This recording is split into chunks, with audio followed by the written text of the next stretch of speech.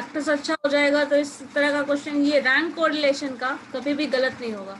और देखो rank correlation को ही ना स्पीयरमैन रैंक कोरिलेशन भी बोलते हैं, तो कभी कभी ये भी वर्ड इस्तेमाल किया जा सकता है, स्पीयरमैन्स रैंक कोरिलेशन या फिर स्पीयरमैन्स कोरिलेशन कोएफिशिएंट। रैंक बोल देगा तब तो आपको रैंकिंग अच्छे से याद है, लेकिन इसी कोरिलेशन को हम लोग स्पीयरमैन कोरिलेशन भी बोलते हैं।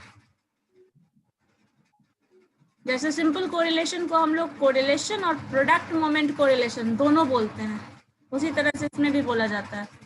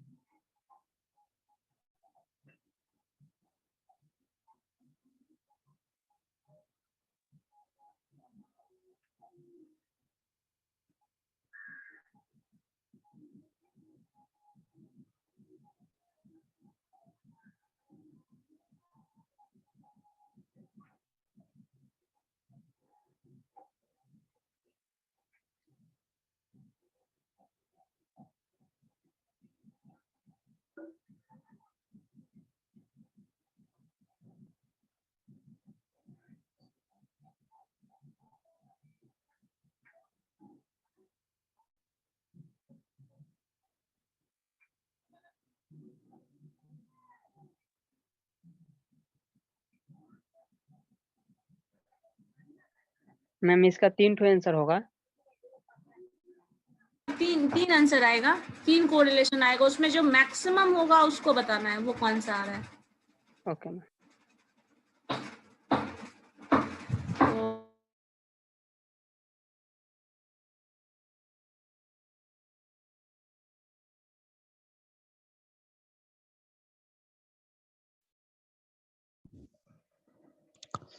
Hello ma'am.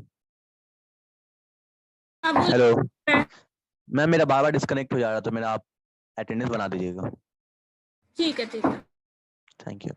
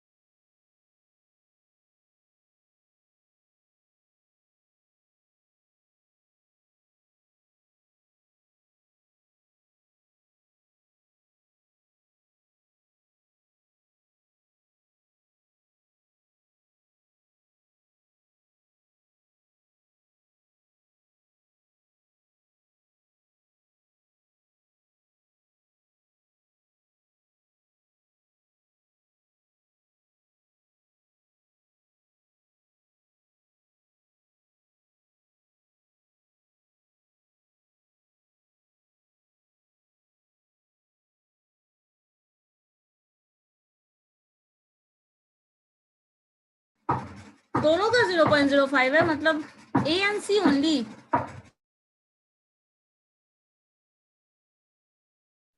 मैम 3 कोरिलेशन निकाले तो ए का हाँ, तो पहला मैक्सिमम आया कितना आया? मैक्सिमम है 0.05। और वो किनका है, ए एंड सी का? And that is the answer.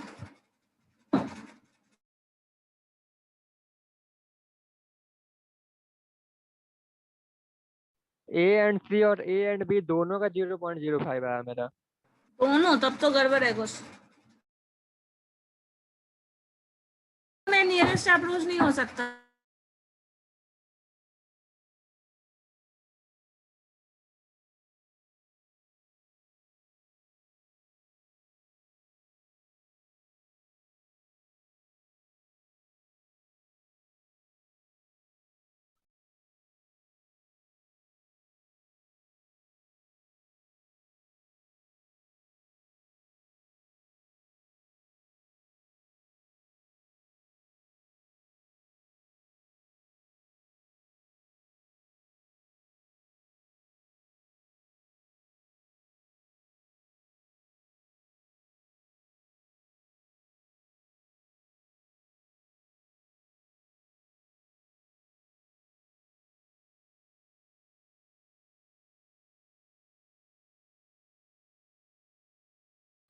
Ma'am D1 और D3 का मैम सेम आ रहा है मैम।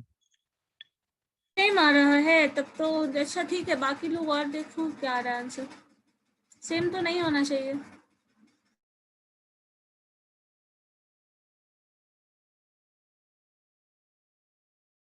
कोरिलेशन कुछ भी हो सकता है, बट सेम यहाँ पे क्वेश्चन अगर पूछा गया है तो कुछ कमेंट में लिखना पड़ेगा ना।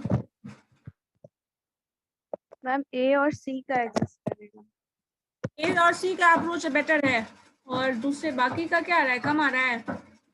यस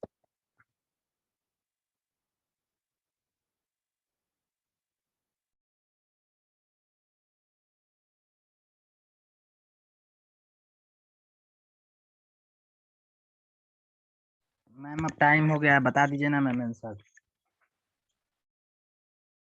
ए और सी का तो आंसर आना चाहिए, बाकी का तो नहीं आएगा उतना, लेकिन सबका कैसे आ रहा है आप लोगों का, वही तो चेक करना है। चेक करो फिर से।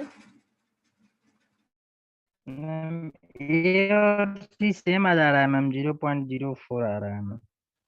तो 4 आ रहा है तो उसके बाद 2 डिजिट तक और देखिए, शायद डिफरेंस दिख जाए कुछ, जिससे पता चल जाए कौन ज्यादा है। ऐसा कुछ डिफरेंशिएट कर पाए हम, वैसा कंडीशन में आ जाएंगे। मेरा दोनों सेम आ रहा है मैम। एग्जैक्टली सेम आ रहा है। हाँ मैम 1 और 3 का सेम आ रहा है। 1 and 3। Yes ma'am. No ma'am 1 और 2 का सेम आ रहा है सर। मैम सेम ही आएगा मैम, क्योंकि समेशन D1 का स्क्वायर भी सेम है और समेशन D3 का स्क्वायर भी मैम सेम है। सेम आ रहा है दोनों समेशन वाला। यस मैम, इसीलिए पॉइंट के सारा डिजिट तो सेम ही अब रहेगा। कमेंट क्या देंगे कि तीनों जजेस का जो है लाइकिंग है, ब्यूटी का कॉमन टेस्ट है, ऐसा कुछ जजमेंट डालना पड़ेगा ना तब।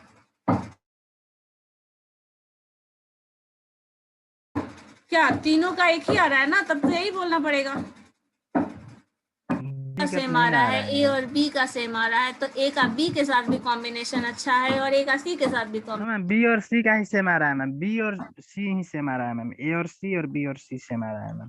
तो ठीक है, तो बात वही हो गई ना, तीनों का कॉम्बिनेशन अच्छा आ रहा है ना। तो यस मैम, इतना ही पर आंसर लिख देंगे मैम। हाँ, जजेस A and B have the common interest and जज B and C have common interest. A and C का कॉमन इंटरेस्ट नहीं है। मैम सी का भी सेम ही आया है। नहीं, ए और बी का सेम आया है, बी और सी का सेम आया है, तो कमेंट में डाल दो A B have common interest, common taste in beauty, and B and C have common taste in beauty. Okay ma'am. यही जजमेंट। इस तरह के क्वेश्चन में ना आपको लास्ट में कमेंट मेंशन करना पड़ेगा अगर ऐसा कुछ पूछता है तो। मैम थोड़ा बताइएगा। बोलिए, बोलो बोलो क्या बनाइए ना मैम।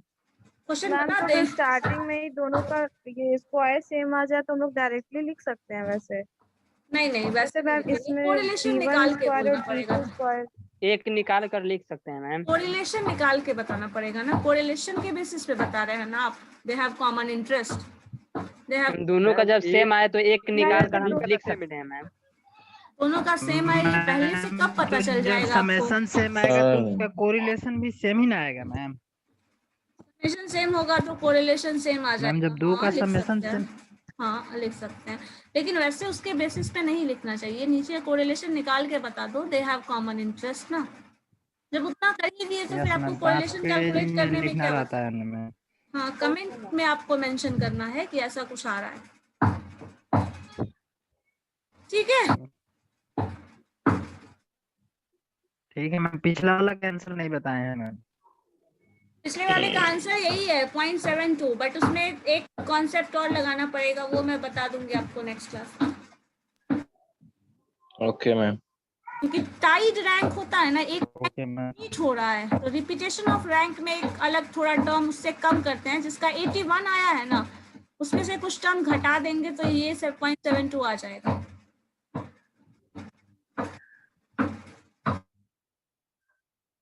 तो उसको मैम नेक्स्ट क्लास में इसको सॉल्व कर दीजिएगा। आप पक्का सॉल्व कर दो। कुछ क्वेश्चन और शेयर कर देती हूँ, आप लोग बना के भी देखना। Okay ma'am. Okay ma'am. Okay, then, thank you. Thank you ma'am.